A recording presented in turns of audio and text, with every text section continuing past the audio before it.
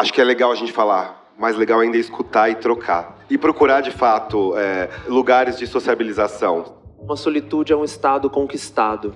Então, dá trabalho a gente conseguir conquistar a solidão como um lugar de paz e não só um lugar de pânico. Eu não tenho mais tempo, eu tenho que ir em tudo. Mas se eu não vou, eu não me arrependo. Porque eu adoro a minha companhia. Eu me viro bem sozinha.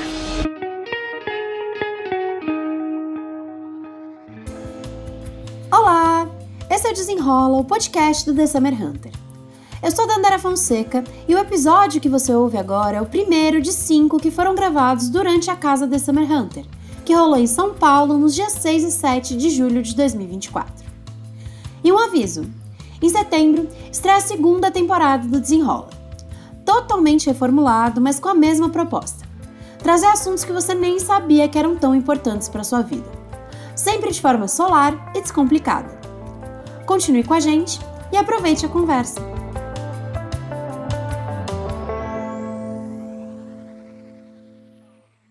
O paradoxo urbano entre a solidão e o FOMO. Até a OMS declarou recentemente que a gente vive uma verdadeira epidemia da solidão, né? E um dos fatores que levam a esse cenário é o nosso afastamento da vida construída em comunidade, né? E isso acontece ainda mais intensamente nas cidades. São milhares de pessoas andando pelas ruas, vivendo ao nosso lado, mas todas elas parecem muito imersas em si mesmas ali, preocupadas com seus problemas e com seu dia a dia, né? Ao mesmo tempo, excesso de coisas acontecendo, né? Então, festas, encontros, exposições. Quem de vocês não teve que dizer não, talvez, para alguma coisa que está rolando hoje também para estar aqui, né? Tudo isso traz a sensação de que a gente está constantemente perdendo experiências imperdíveis e oportunidades incríveis que a gente não podia deixar passar. E, enfim, é o famoso fear of missing out, né? Esse medo de perder alguma coisa. E aí a gente fez esse talk para querer saber, será que dá para sair desse paradoxo, sair desse sentimento, né? Para mediar esse papo, a gente chamou a escritora e editora Gaia Passarelli. Com passagens pela MTV e BuzzFeed, ela é criadora da newsletter Tá Todo Mundo Tentando e Guia Pauliceia. Uma curadoria que ajuda o paulistano a lidar com esse tanto de coisa que acontece ao mesmo tempo por aqui. E head de conteúdo na Beat, agência de comunicação. A Gaia também é autora dos livros Mas Você Vai Sozinha e Tá Todo Mundo Tentando. Gaia, obrigada por estar aqui com a gente. Oi, gente. Boa tarde. Nossa, que legal ver tanta gente, ver cheio, assim, tanto o talk quanto a casa. Então, bom, obrigada por todo mundo que está aqui. Obrigada a vocês pelo convite e obrigada pelos meus colegas debatentes por estarem aqui também. Bom, vou apresentar de lá para cá, então, a nossos convidados incríveis que estão aqui hoje. Isabel Dias. A Isabel ela se descobriu escritora e palestrante aos quase 60, 9 anos atrás, quando ela escreveu o livro 32, Um Homem para Cada Ano que Eu Passei com Você, descrevendo suas experiências sexuais após uma separação doída. Também foi personagem do documentário Acende a Luz, que discute a sexualidade e o envelhecimento na terceira idade. Isabel, obrigada por estar aqui com a gente. É um prazer. É um prazer. Obrigada pelo convite, obrigada pela fame que me deixou tão linda. Agora, obrigada a vocês, né? De terem paciência de me ouvir numa casa jovem. Bom, a gente tem também Alberto Pereira Júnior, jornalista, roteirista e diretor de TV. Ele é fundador do bloco de carnaval Domingo Ela Não Vai. Atuando há uma década no mercado audiovisual, ele já desenvolveu e participou de projetos para Globoplay, MTV e a plataforma global de cultura afro-urbana Trace. Atualmente, ele é head de jornalismo, música e parcerias na Banca Digital. Alberto, querido, obrigado por estar aqui. Obrigado pelo convite. Mais uma vez, né, com The Summer Hunter. Muito obrigado. Para fechar a nossa mesa, André Alves, psicanalista, escritor e pesquisador. Ele é cofundador da Float Vibes, Instituto de Estudos Culturais e Pesquisa Comportamental, e co-apresentador do podcast Vibes em Análise. É também autor do livro Vibes em Análise e criador do Psicanálise Selvagem, uma série com análises de personagens ficcionais de filmes e séries. Já vou entregar aqui o microfone para o André. Queria agradecer mais uma vez todo mundo que está aqui. Bom papo para vocês, gente. Muito obrigada. Gente, antes de dirigir perguntas para vocês, eu queria só fazer um comentário que enquanto a Dandara estava falando, eu estava pensando nisso. Eu sou autora de uma newsletter que, na verdade, é 2 newsletters, né? Ela chama Tá Todo Mundo Tentando e tem um bracinho dela que é o Guia Pauliceia. E eu acho que conversa... Enfim, é um projeto que já tem mais de 3 anos, mas que eu acho que conversa muito com o que a gente está falando hoje, porque as crônicas que eu envio na sexta-feira, elas são muito sobre a minha experiência individual na cidade. Eu sou uma pessoa muito introspectiva, que passo quase todo o tempo em casa. Então, tem essa coisa da solitude. Mas o que eu mando na quinta-feira, que é um guia de coisas para fazer em São Paulo. E São Paulo não para de ter coisa para fazer. Só hoje, enquanto a gente está aqui, tem mais, sei lá, uns 8 eventos simultâneos. A gente tem que fazer escolhas. E essas escolhas são tanto, para que evento eu vou, que espaço eu vou agraciar com a minha presença, ou eu vou ficar em casa e me cuidar, né? E eu queria saber de vocês, um de cada vez, como que vocês lidam com essas escolhas de tentar valorizar a própria solitude, que é importante, ou de ir para a rua e também viver a cidade, uma cidade tão enérgica quanto essa que a gente vive?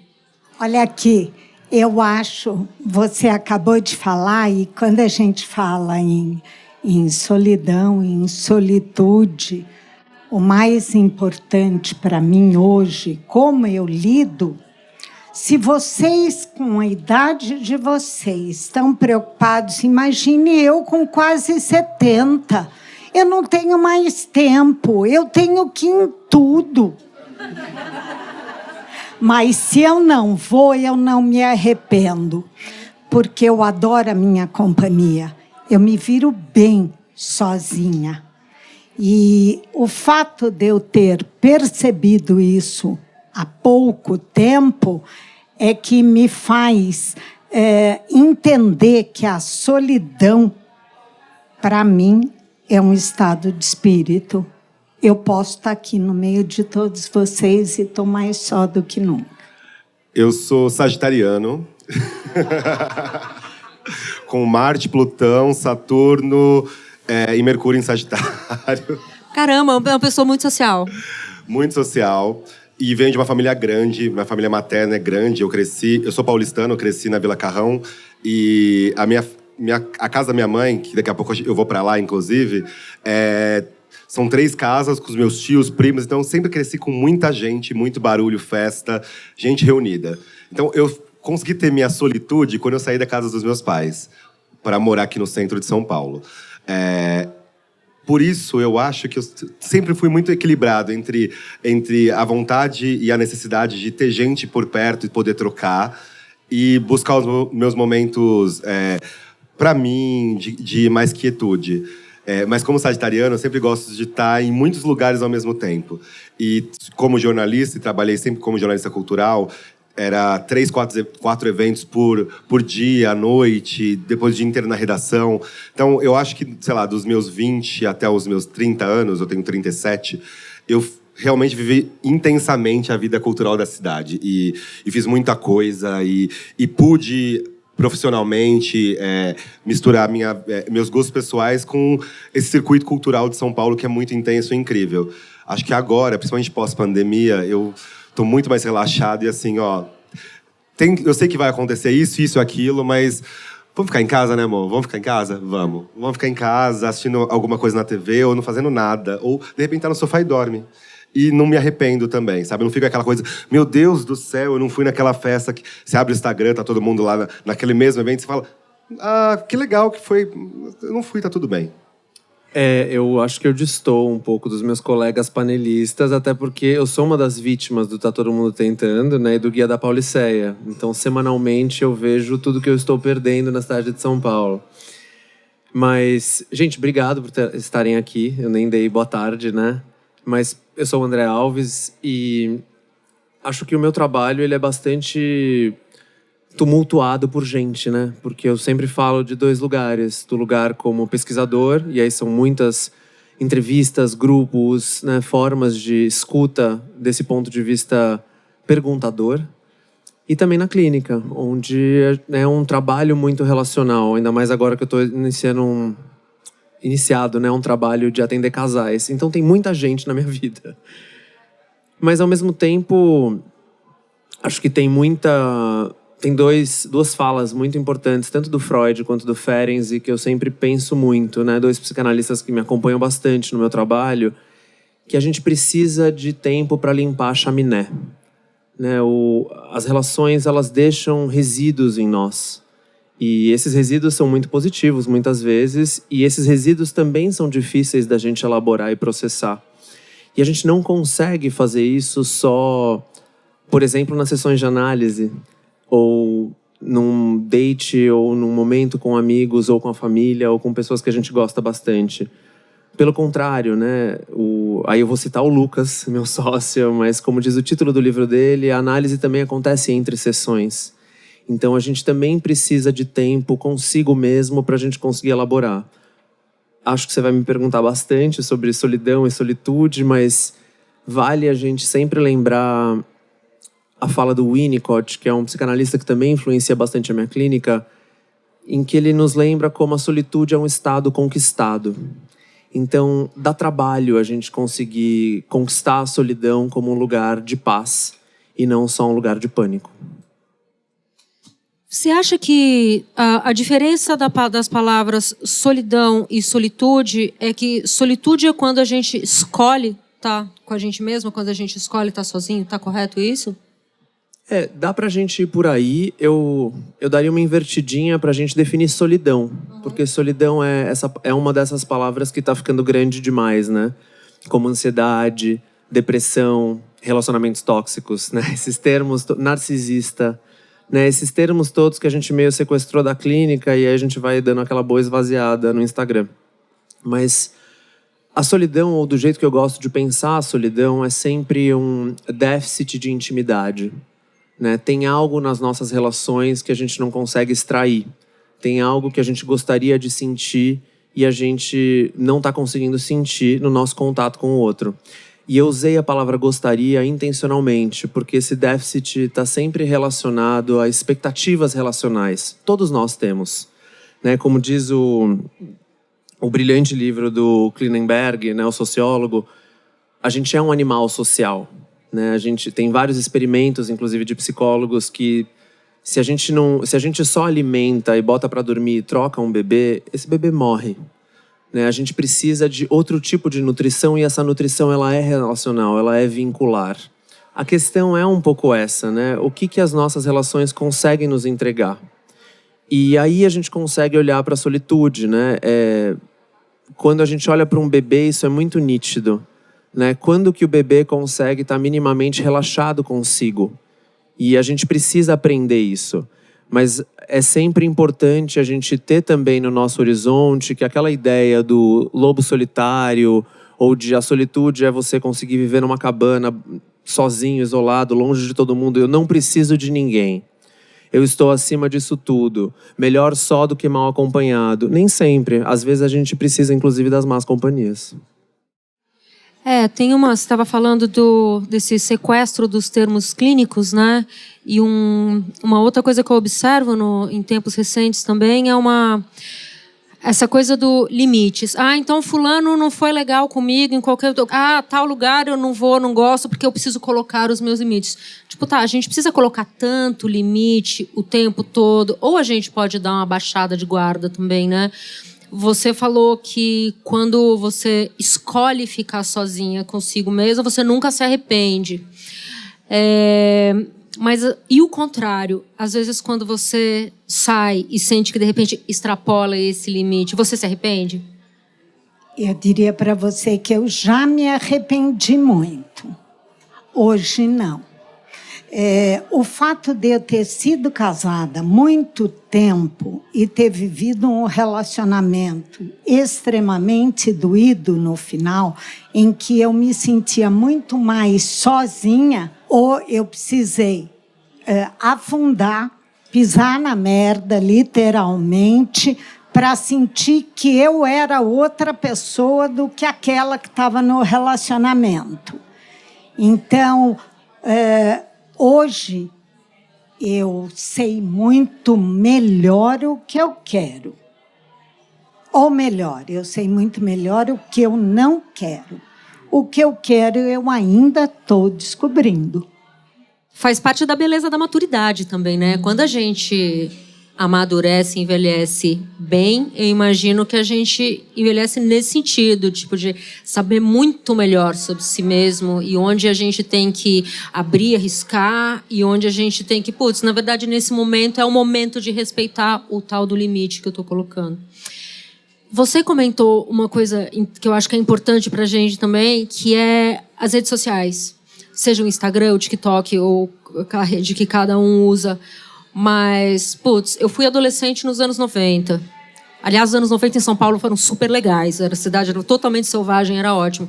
E não tinha redes sociais pra gente passar pelo julgamento depois. Você até podia acordar com a ressaca moral no dia seguinte, mas essa ressaca moral era só sua, com o seu círculo imediato ali. As pessoas não estavam todas sabendo.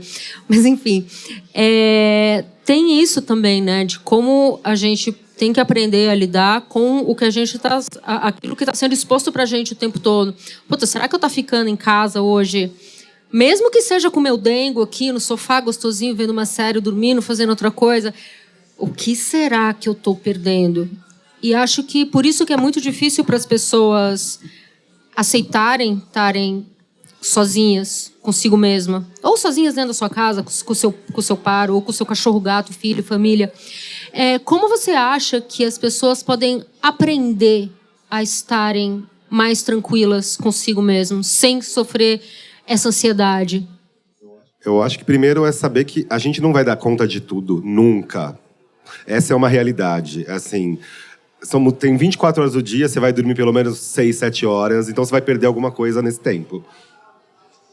Você vai ter que trabalhar em um período de tempo, você vai perder também a diversão, ou, enfim, aquela viagem nesse período de tempo. Então, a gente precisa fazer escolhas e precisa estar consciente e descobrir essa consciência é o mais difícil e aí cada um tem que se apegar, né? E pode se apegar do seu jeito, enfim, fazendo uma análise do que realmente é importante para você, o que você quer conhecer, desfrutar, você está planejando fazer isso, porque você quer fazer tudo ao mesmo tempo e agora, mas você tem saúde, dinheiro, fôlego, companhia, ou não, você vai sozinho. Eu acho que, para mim, foi assim, entender que não vou ter tempo para fazer tudo, escolher o que eu quero fazer e me aventurar. É engraçado, eu sou paulistano e primeiro circulei muito pela cidade, mediado pelos meus pais, enfim, da Zona Leste para o centro para visitar algum parente, ou para a Zona Sul, etc. e tal. Quando eu comecei a circular pela cidade sozinho, fiz fazer técnico na Cefet de noite, adolescente, eu descobri que agora eu vou mapear o que é a minha São Paulo, o que eu quero fazer, o que é o que o Alberto, não o Júnior, filho do Alberto, o irmão do Rodolfo, primo da Marcela, gosta e quer fazer. O que eu quero? Me escutar. Então, a primeira coisa é a gente se escutar. E se a gente se escutar, a gente vai saber que a gente não queria... tá todo mundo falando daquele evento ali, daquele show. Mas será que você queria mesmo? Ou você que tá mais pelo... não, mas se eu não for, vai parecer que eu não sou descolado, ou que eu não conhecia esse artista, essa banda. E tudo bem, você não vai conhecer tudo mesmo. Relaxa. André, você que é psicanalista, né? E como você falou, que você lida muito com pessoas o tempo todo, no seu dia a dia, falando com você. Essa questão da solidão no meio de muita gente, é uma questão que aparece muito das pessoas que falam.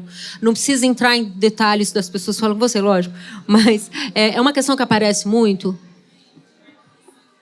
Eu acho que a abertura da Dandara é o tom, né? E os consultórios estão cheios de pessoas solitárias, né? E de pessoas solitárias num momento em que parece que a gente também está sendo muito desafiado a expandir a nossa gramática da solidão. Até mesmo esse binômio, né? Solidão, solitude, ele parece muito pouco para dar conta do tamanho do problema, né? E de como a gente partilha essa sensação de sozinhos na multidão, de sozinhos dentro de relacionamentos, de sozinhos dentro de famílias, dentro do trabalho. Né, essa sensação muito grande de que tem alguma coisa aqui que não está encaixando e eu não estou conseguindo me vincular. E eu penso... Bom, tem várias questões psicossociais para a gente pensar em como é que a gente chegou até aqui E eu penso que essas questões psicossociais, elas são fundamentais porque a gente vive num regime ideológico que é muito bom de terceirizar tudo para o sujeito. Né? Então eu estou solitário porque eu não consigo cultivar relações boas o suficiente, fracasso, vergonha, não saio de casa, vou entrando numa espiral que eu fico ainda mais solitário. Então quando a gente fala sobre epidemia de depressão, epidemia de ansiedade, epidemia de burnout, é claro que a gente também está tendo notícias de sujeitos que não estão conseguindo se curar nos laços sociais. Porque tem um fenômeno que a gente vem vivendo que eu penso ser muito traiçoeiro, que é essa tutorialização das relações, em que a gente vai achando que vai dar para aprender a se relacionar primeiro e depois se relacionar. Né? E o TikTok está cheio de coaches de lifestyle e de relacionamentos que vão nos dizer, faça isso, compra só meu curso, né? Garante aí. Mas nessa lógica do arrasta para cima, clica no sininho, veja esse post, continue comprando esse conteúdo ou acessando esse conteúdo sobre o que você está fazendo errado e por isso que você está na merda, né? A gente esquece que, por mais importante que seja o conhecimento nas nossas vidas, a gente só consegue assimilar e apreender algumas coisas através da experiência. Nós somos seres relacionais e nós somos seres que precisam de corporeidade. E isso talvez é um dos grandes desafios da clínica. Eu não sei se você já vai me deixar falar mal da internet, é um assunto que eu gosto bastante. Era a pergunta seguinte que eu ia fazer para os três, assim, não era necessariamente falar mal da internet, mas o quanto vocês acham que isso que a gente vive, essa epidemia de FOMO, por exemplo, ou essa grande peso de solidão coletiva que a gente sente, quanto da culpa disso a gente pode jogar na internet? Quem escuta o Vibes em Análise sabe que esse é um assunto bastante frequente pra gente. E tem uma virada que eu penso ser muito importante no tempo que a gente está, que é um pouco dessa troca que a gente vem fazendo de relação por conexão. A gente embaralhou bastante essas duas palavras, né? A relação é a nossa capacidade de vinculação. E o vínculo só existe através da experiência e da corporeidade. O Vale do Silício pode nos dizer o que quiser, mas sem corporeidade é muito difícil ter relação, né? Isso é fundamental porque a gente não é uma cabeça na frente de uma tela. Nós somos seres psicossomáticos. A gente pensa com o corpo, a gente sente com a mente. E muitas coisas chegam no nosso corpo antes de chegar na nossa mente, a tomada de consciência da qual o Roberto falou. Por que eu estou dando toda essa volta? Porque qual é a lógica que a gente está implicado nesse experimento coletivo chamado mídias sociais, que é, no caso, o maior experimento coletivo da história da humanidade. A gente tem 5 bilhões de pessoas usando isso.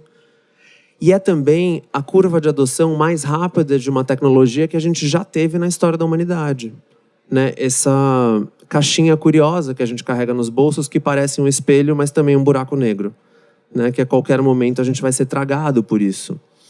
Qual é a troca que a gente fez? De que a gente pode estar conectado a muita gente o tempo todo.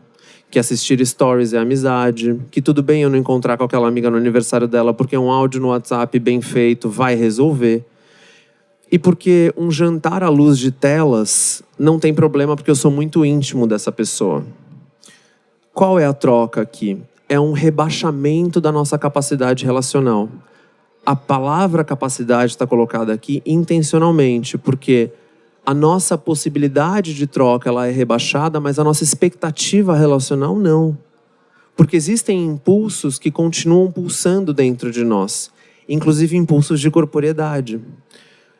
Eu estou bem do merchan hoje, né? Eu juro que é o último que eu vou fazer, mas o Lucas e eu, a gente vai lançar um curso na Casa do Saber logo mais, né? Em que a gente toca um pouco nesse assunto, né? Nesse grande drama. A gente está fazendo um curso sobre egos alterados e qual o impacto disso nas nossas relações. E uma das grandes transformações, quando a gente troca a relação por conexão, e eu já vou passar a palavra, é essa ideia de a gente vai se acostumando muito ao que o Lucas e eu a gente chama de intimidades sintéticas. Então, o que eu abri falando sobre intimidade e esses exemplos que parecem bobos, mas que são tão presentes, e que estão profundamente relacionados ao fato de que a gente não consegue dar conta de 100 vínculos na nossa vida, 50 vínculos na nossa vida. É muito difícil, né? Porque qualquer trabalho relacional, isso o pessoal da psicanálise vincular está muito fechado com essa ideia, exige trabalho. Uma relação dá trabalho. E não adianta quantos posts do Instagram nos convençam de que a relação tem que ser leve. Se não for um amor leve, eu não tô nem afim. E assim, tem uma fala do Zizek que eu acho sempre fenomenal. O Zizek é um filósofo bem polêmico. Mas ele fala assim, a gente gosta de chocolate, né? E aí, a gente pode até começar a consumir o chocolate com mais cacau. Aquele chocolate sem açúcar. E a gente vai avançando nessa escala de consumir alguma coisa que está cada vez mais distante do que é um chocolate. Às vezes nem parece comida, né? Aquela sensação de que a embalagem talvez podia ser mais gostosa se a gente mastigasse do que o chocolate em si. Mas a gente não pode esquecer que o que nos atrai para o chocolate, no primeiro momento, é o seu caráter obsceno de gordura e de açúcar. Quanto a gente vai consumir disso é uma grande questão. E as relações também estão implicadas nesse sentido, né? As relações também têm um teor de toxicidade, de submetimento, de competitividade, de inveja, de agressividade, né? Tem afetos negativos nas nossas relações. O experimento social das mídias sociais nos coloca num lugar em que, teoricamente, a gente vai conseguir limpar as nossas relações, topar esse rebaixamento, viver só de intimidade sintética e a vida segue, tá uma loucura, tem muita gente querendo se conectar comigo. Só que tem algo profundamente esquisito e um fracasso coletivo muito grande quando a gente tem, por exemplo, estudos com adolescentes e crianças nos mostrando que a gente tem a juventude mais solitária da história. E aí, qual é a solução que está colocada para muita gente? Eu vou poder trocar... Então, eu não quero uma psicóloga, eu quero fazer com inteligência artificial. Eu não quero me relacionar, eu quero fazer só match. Isso é estudo, gente, não estou inventando isso da minha cabeça, né? Tem muitas pesquisas, muita gente boa implicada nessas questões, que tem um rebaixamento da nossa capacidade relacional que está em jogo. E a gente não vai resolver dizendo... Eu participei de um painel esses dias que eu achei muito engraçado. Que a moderadora abriu o painel dizendo assim, os adolescentes não sabem se relacionar. Acabou. E aí, eu tomei um susto, assim, passei 10 minutos meio traumatizado, assim, com o que tinha acontecido. Pensei, mas é a mesma coisa que a gente fala, é tudo culpa da internet, né? Eu não acho que a internet é uma ferramenta neutra. Eu não acho que mega plataformas que ganham bilhões estão fazendo... Né, os supermercados da afetividade, que são os aplicativos, estão tocando terror nos nossos matches, nas nossas relações, e são inclusive donos dos dados. Eu não acho que eles estão fazendo tudo isso com neutralidade, mas ao mesmo tempo a gente não pode abrir mão da nossa subjetividade, do nosso senso de autonomia. E aí, fechando na tua pergunta, é um problemão. É uma questão muito complexa, que envolve muitos pontos. A gente não vai conseguir resolver isso sozinho. A gente não vai conseguir resolver isso desligando a internet para ler um livro, né? E a lógica do detox digital é ótima, mas ela é insuficiente. Enquanto a gente não tomar consciência disso e começar a falar de experimentos que consigam ajudar a gente a atravessar e criar as nossas próprias estratégias de atravessamento, eu acho que a gente vai seguir bem lascado. Enfim, a minha função sempre é de cavaleiro do apocalipse, né? A gente sabe, mas vai melhorar. Eu tenho umas coisas boas para dizer também, eu prometo, Gaia. Tá bom, já a gente agora vai chegar vocês nelas. entenderam, porque eu não queria falar primeiro. Daqui a pouco. Tá. Mas será que também, pensando... se a gente viver... A partir de agora, a internet parar de funcionar, vai ser um grande caos. Ninguém quer isso. Então, a gente assume que é uma ferramenta que vai estar aqui para o futuro e vai moldar o futuro também. Então, se ela existe, está aqui, também é sobre o nosso uso, não é sobre criminalizá-la ou fazer com que a internet seja a vilã, mas entender que quem cria, quem produz o conteúdo da internet são os humanos. Então, é sobre entender a nossa responsabilidade nesse lugar. Responsabilidade do uso, responsabilidade no ensinamento do uso, porque é geracional, né? A psicóloga falou na palestra, os adolescentes não sabem se relacionar. Mas os adultos que criaram esses adolescentes sabem se relacionar? Não sabem. Provavelmente, agora, colocam... e assim, eu julgo porque não tenho filho. Então, eu posso julgar e... não tenho filho e julgo minhas primas que quem quiser cancelar o Alberto, clica aqui. Mas é um papo aberto mesmo, de fato. Eu não tenho filhos eu tenho primas que têm crianças de 5, 6, 7 anos e que a única maneira de pará-las é dando o celular, fica no YouTube 3 horas, 4 horas, num evento de família. Eu fui uma criança analógica e... Olhando na minha infância, talvez na minha infância eu também não tinha um celular, mas eu tinha o meu carrinho que também ficava isolado, né? Também era a minha tecnologia para ficar quieto. Não mudou o hábito. O hábito é o mesmo, só mudou a tecnologia, que talvez que tem mais poder de atração e tem outras ferramentas e outras tecnologias, mas é o jeito que a gente se relaciona com isso. Então, como a gente integra a criança, integra a gente em núcleos? Eu falei no começo da minha fala que eu cresci numa família muito grande e muito sociável. Então, sempre tinha muita gente em casa e ainda tem muita gente em casa. Mas só porque tem muita gente em casa não quer dizer que todo mundo é amigo. Todo mundo é alguém que eu vou dividir minha vida, eu vou trocar, eu vou esperar essa reciprocidade. Não. Acho que é muito sobre analisar o que a gente espera do outro, e a gente sempre espera muito do outro, o tempo inteiro. Mas por que eu espero do outro? Por que eu não espero de mim mesmo? Eu acho bom esse ponto, Alberto, mas acho que sempre vale a gente lembrar que quando...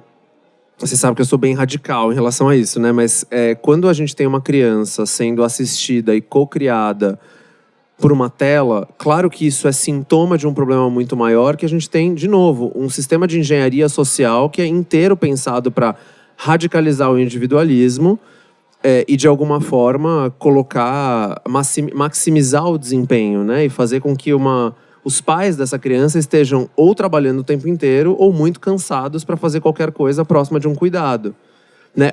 Um cuidado radicalmente mal distribuído. Agora, tem um outro ponto disso que é importante, que é essa criança está sendo assistida por uma ferramenta que não é neutra como um carrinho, né? Essa ferramenta está sendo desenhada e ela está sendo manipulada o tempo inteiro por interesses que a gente desconhece. Né? Eu não sei por que o Tinder me dá match contigo, mas não me dá match contigo. A gente não sabe por que o TikTok me serve um vídeo sobre shifting, vou passar 8 horas em Hogwarts só no meu pensamento, no lugar de eu estar me relacionando com as pessoas, eu vou fazer conteúdo sobre isso. A questão é que é radicalmente euforizante. Eu não sou dos mais apocalípticos, do tipo tira da tomada... Jonathan Crary, né? Tem muita... Max Fisher, tem o Mark Fisher, né? Que nos deixou cedo demais. Tem muita gente pensando que, assim, a única solução acabou, tira isso da tomada agora, porque vai acabar.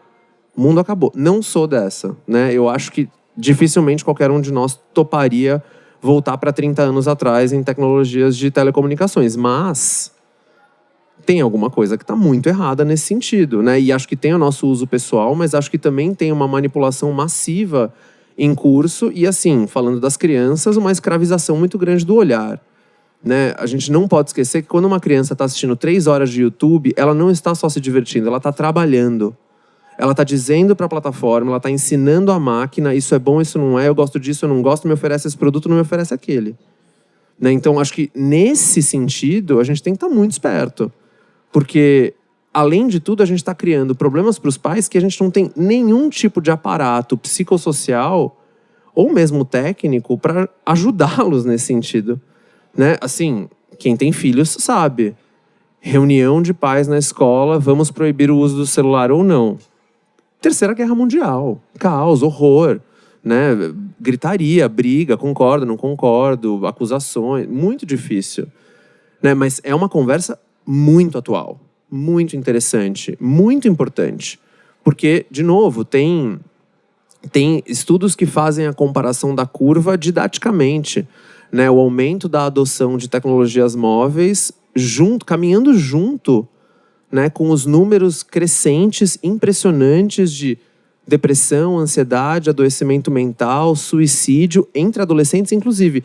E a minha pergunta é assim, a gente sempre joga, e achei boa a tua provocação nesse sentido, porque a gente sempre joga para a esponja do mundo, que é a criança, é o jovem, mas assim, estamos todos implicados nessa, né? A gente não está sabendo muito bem como operar esse negócio como sociedade, não, né? Haja vista o estado das coisas, né? Se a gente pensar na esfera política, se a gente pensar no consumo, bom, esse é um assunto que, assim, dava um painel de um dia inteiro. Bom, eu sou mãe de um rapaz de 20 anos também, então ele cresceu bem numa fase em que o YouTube ainda não era o tamanho que ele tem hoje, ainda não tinha TikTok, só eu usava Instagram, ele demorou um tanto para ter celular, mas era uma conversa muito comum em casa, quando tipo, sai desse computador ou sai desse celular, mas espera um pouquinho, mãe, você também fica. Então, enfim, só para pegar a tua fala de que é complicado jogar tudo na costa. Ele é jovem é assim mesmo. Mas a gente já está encaminhando para o final. Daqui a pouco a gente vai abrir para perguntas. Então, se alguém agora quiser eu quero falar. Sim, era isso que eu ia puxar. Por favor, fale. Agora vocês esqueçam tudo que eles falaram, porque eu vou fazer a minha culpa aqui. A internet me salvou.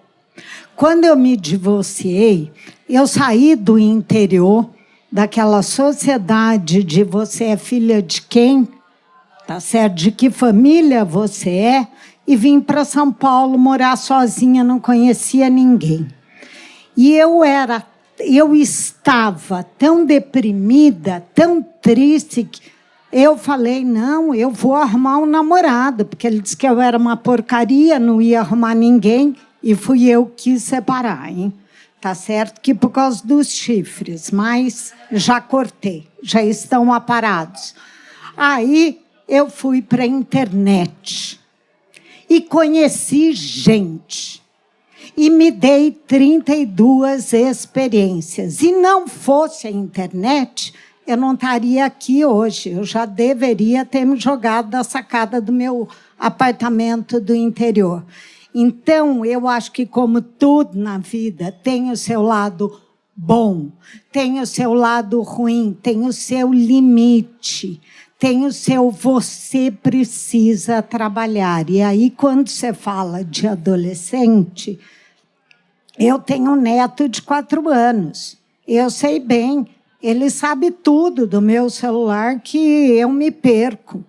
Mas uma coisa eu aprendi, eu me permiti. Eu me permiti esquecer a minha timidez, sair na rua. E uma das minhas metas é uma coisa besta, perto da profundidade do que vocês falaram. Mas se você me falou que é analógico, eu sou da idade da pedra, gente. Analógica sou eu, on e off, tá certo? Eu me permiti ter alguns comportamentos. O primeiro deles que me ocorre, eu saía na rua, eu comecei e faço até hoje, a elogiar pessoas que eu vejo e gosto. Eu não sou falsa, mas seu sapato é lindo. O sapato dela é lindo mesmo. Lindo. Eu já tinha reparado. Então, é essa coisa que nós precisamos voltar a viver a vida, olhar no olho, não andar com o celular até o menino da bicicleta vir e te derrubar. Sabe? Gente, a internet é maravilhosa. A solidão existe, sempre existiu. A minha avó era a pessoa mais solitária quando eu penso nela, e tinha uma família imensa, e era uma coitadinha, porque ela nunca se descobriu o que ela de verdade era. Então, por isso que eu pedi para falar por último, porque eu acho que os fundamentos de vocês, a expertise, não tem o que discutir.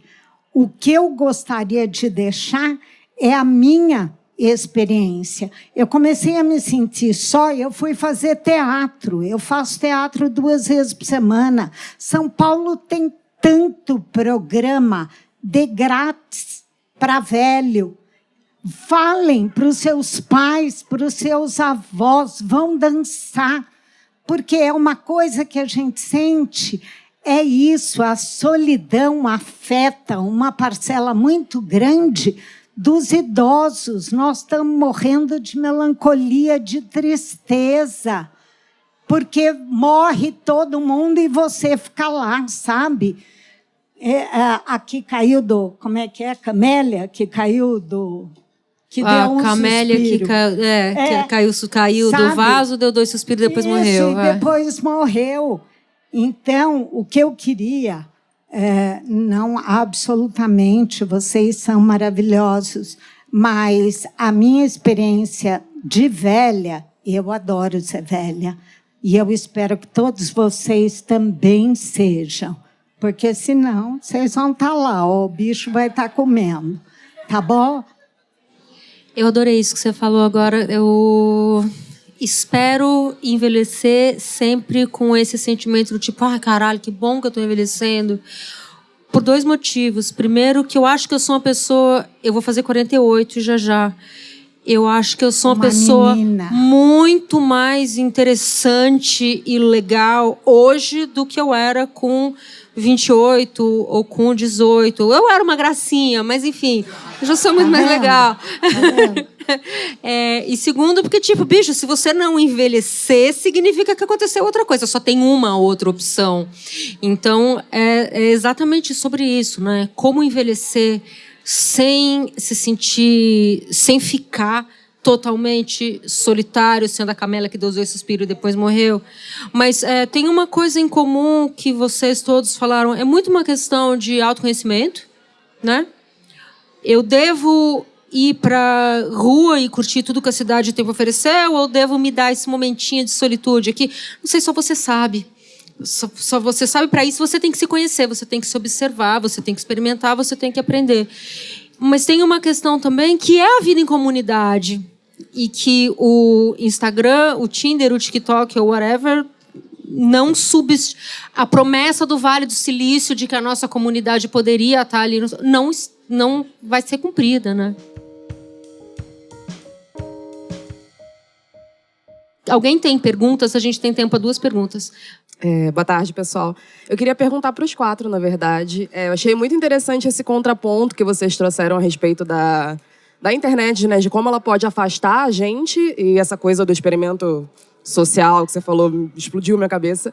E como a dona Isabel trouxe, né? De que para ela foi uma experiência totalmente diferente, né? De conseguir ir para a rua, conhecer pessoas e se colocar para jogo de novo, né? Para fazer toda essa...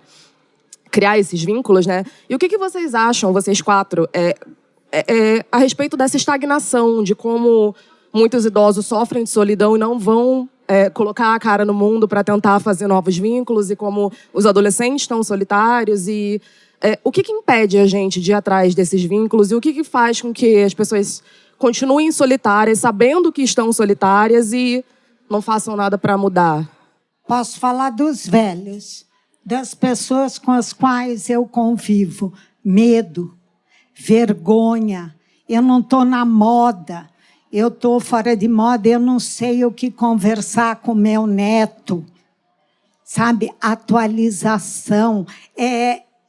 Eu acho que o frescor de conviver com jovens, com vocês, é uma coisa fantástica.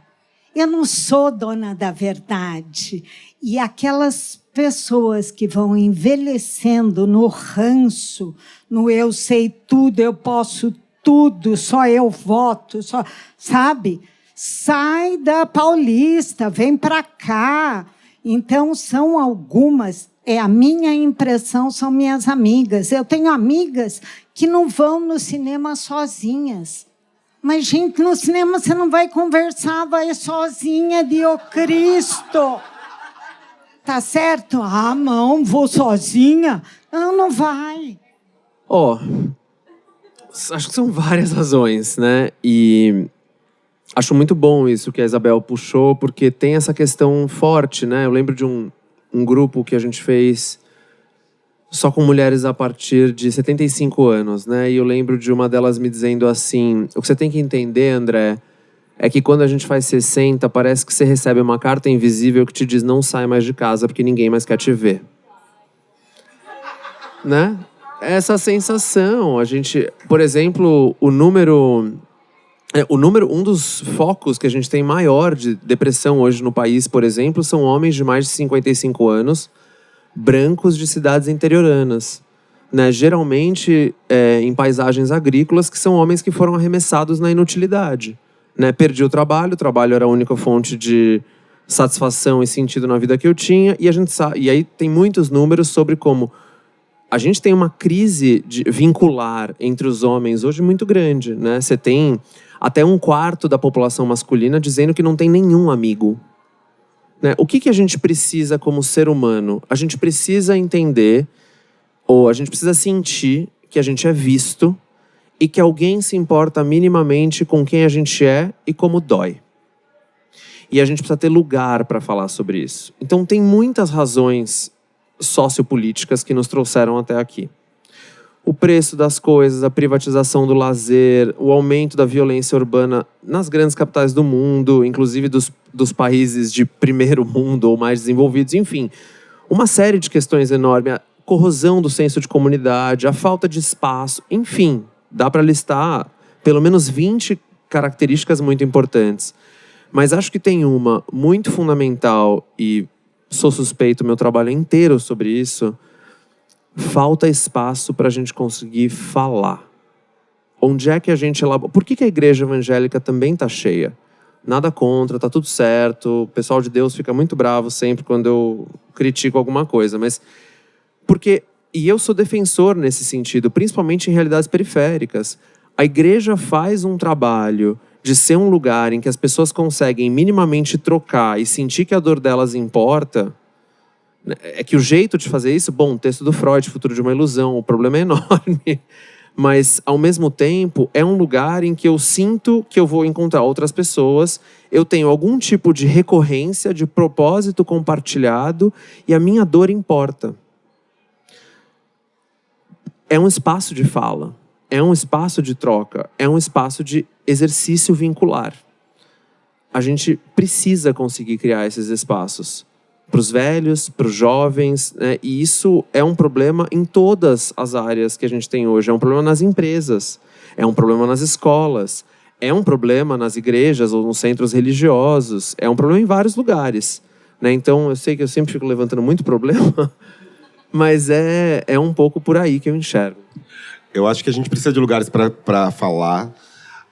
Acho que a internet, né, redes sociais, enfim, é um lugar que a gente consegue falar. E talvez a gente até fale demais. Porque,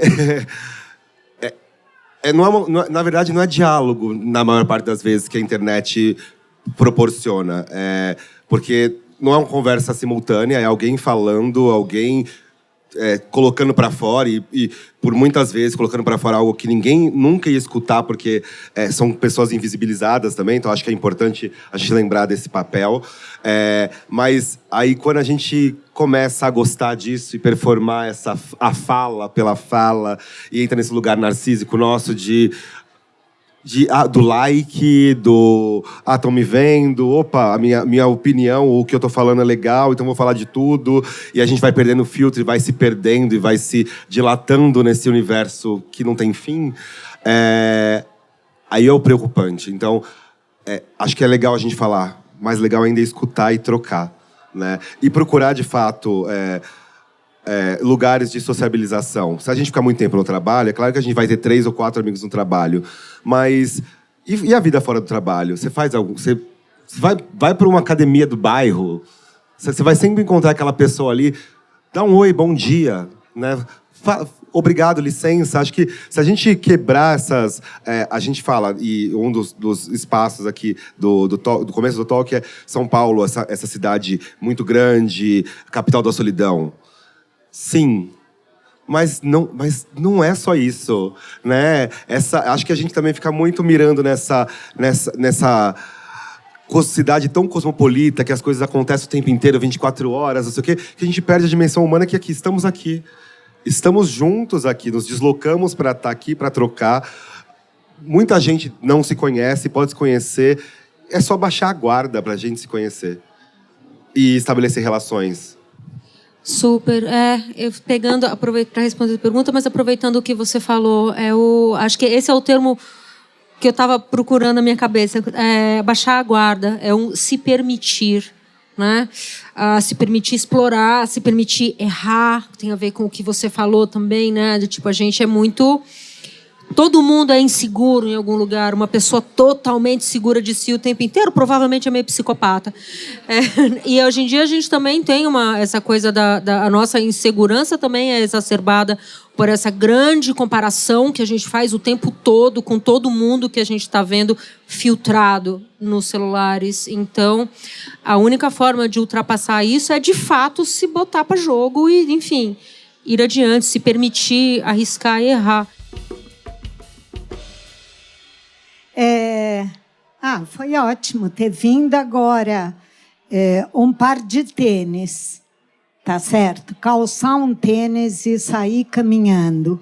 E sair caminhando e lembrar que tem outra pessoa andando com você na calçada. O mundo é feito de pessoas. Vamos esquecer, larga a internet, sabe? Tem uma coisa que se chama história. E eu acho que o maior exemplo desse, aí eu vou fazer um merchan, já que todo mundo fez, né? O Desconhecido. É o podcast que fala do Ricardo Correia, tá certo? Não fosse a curiosidade, a rua, o tanto que ele me acrescentou, que ele nos deu, que ele mostra, que ele defende até hoje, 7 anos depois. Então, gente, é isso, estamos juntos. Quero agradecer todo mundo por estar aqui com a gente nesse sábado à tarde. Muito obrigado, The Summer Hunter, pelo convite, meus colegas aqui no painel. Meu trabalho nas redes sociais é Alberto Pereira JR, no Instagram, TikTok, e no Twitter é Alberto Pereira J. Lá eu falo um pouquinho do que eu estou fazendo. Agora em julho eu vou para a AIDS 2024 em Munique. Vou produzir muitos conteúdos para trazer a relação do HIV/AIDS. Sou uma pessoa que vive com HIV há 15 anos, né? E vou muito mergulhar, tentando trazer coisas que estão acontecendo lá fora, sobre estigma também, né? Lutar contra o estigma sobre o vírus, que depois a pandemia já dura mais de 40 anos. Muito legal falar depois de vocês. Tranquilíssimo.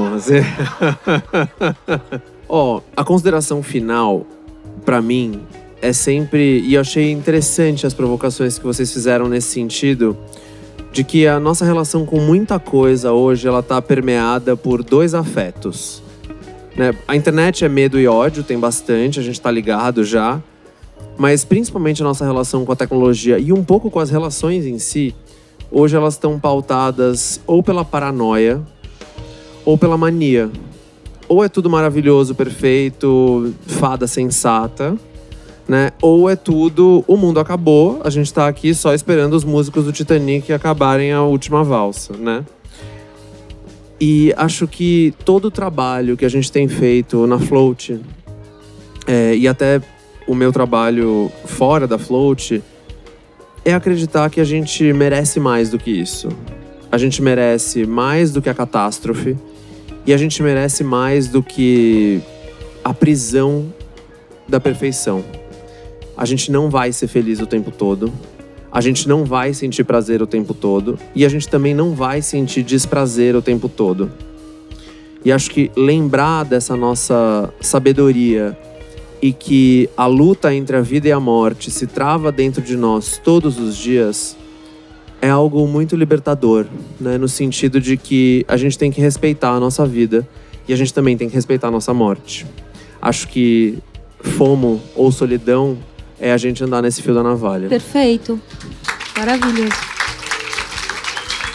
Obrigada a todo mundo que nos acompanhou. Um prazer enorme ouvir vocês.